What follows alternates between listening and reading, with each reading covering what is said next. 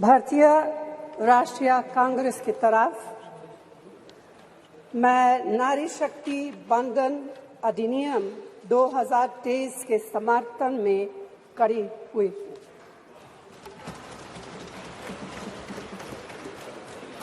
धुएं से भरी हुई रसोई से लेकर रोशनी से जगमगाती हुई स्टेडियम तक भारत की स्त्री का सफर बहुत लंबा है, लेकिन आखिरकार उसने मंजिल को छू लिया है।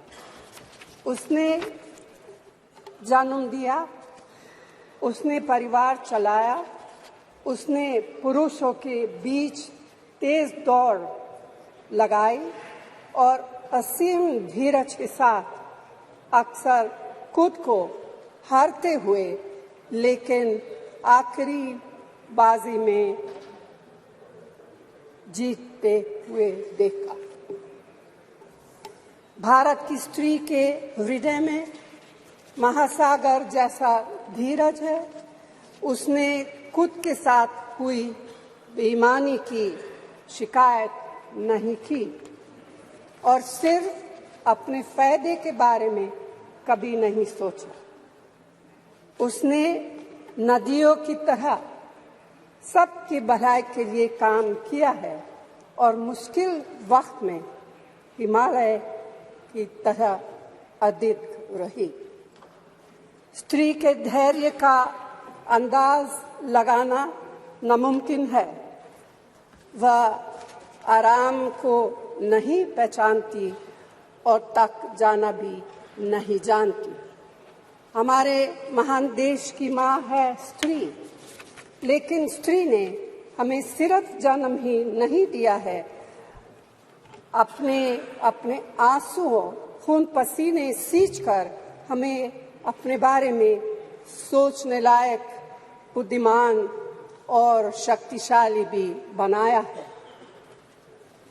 अध्यक्ष महोदय, स्त्री का मेहनत, स्त्री का गरिमा और स्त्री के त्याग की पहचान करके ही हम लोग मनुष्यता की परीक्षा में पास हो सकते हैं। आजादी की लड़ाई और नए भारत के निर्माण के हर मोर्चे पर स्त्री पुरुष के साथ कंधे से कंधा मिलाकर लड़ी है। वह उम्मीदों, आकांक्षाओं, तकलीफों और दार गृहस्थी के बोझ के नीचे नहीं दबी। सरोजिनी नायडू, सुचेता कृपलानी, अरुणा असफ अली, विजयलक्ष्मी पंडित, राजकुमारी अमृत कौर और उनके साथ तमाम लाखों महिलाएं से लेकर आज की तारीख तक स्त्री ने कठिन समय में हर बार महात्मा गांधी, पंडित जवाहरलाल नेहरू, सरदार पटेल, बाबा साहब अम्बेडकर और मौलाना आजाद के सपनों को जमीन पर उतार कर दिखाया है। इंदिरा गांधी जी का व्यक्तित्व इस सिलसिले में एक बहुत ही रोशन और जिंदा मिसाल है। अध्यक्ष महोदय, खुद मेरी जिंदगी का यह बहुत मार्मिक क्षण है।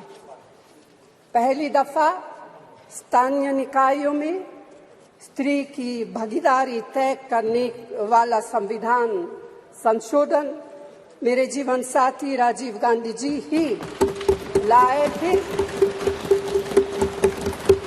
उन्होंने लाए थे जो राज्यसभा में 7 वोटों से गिर गया था। बाद में प्रधानमंत्री पीवी नरसिम्हा राव जी के नेतृत्व में कांग्रेस सरकार ने ही उसे पारित कराया। आज उसी का नतीजा है कि देश भर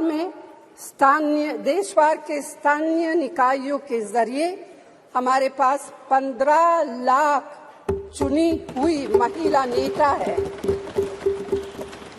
राजीव गांधी जी का सपना अभी तक आधा ही पूरा हुआ है। इस बिल के पारित होने के साथ ही वह पूरा होगा। अध्यक्ष महोदय, कांग्रेस पार्टी इस बिल का समर्थन करती है।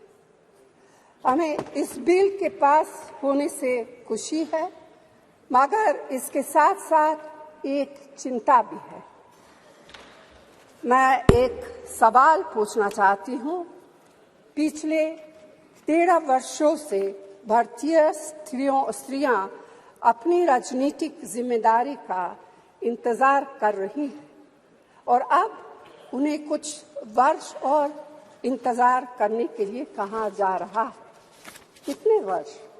2 वर्ष, 4 वर्ष, 6 वर्ष, 8 वर्ष? क्या भारत की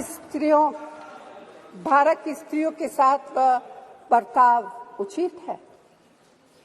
भारतीय राष्ट्रीय कांग्रेस की मांग है कि यह बिल फौरन अमल में लाया जाए, लेकिन इसके साथ ही कास्ट सेंसस कराकर शेड्यूल कास्ट,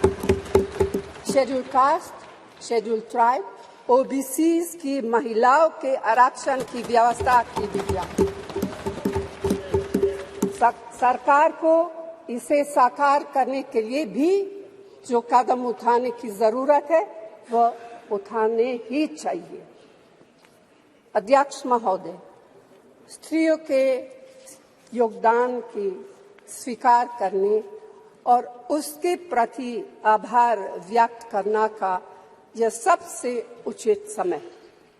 इस बिल को लागू करने में और देरी करना भारत की स्त्रियों के साथ घोर नाइंसाफी है।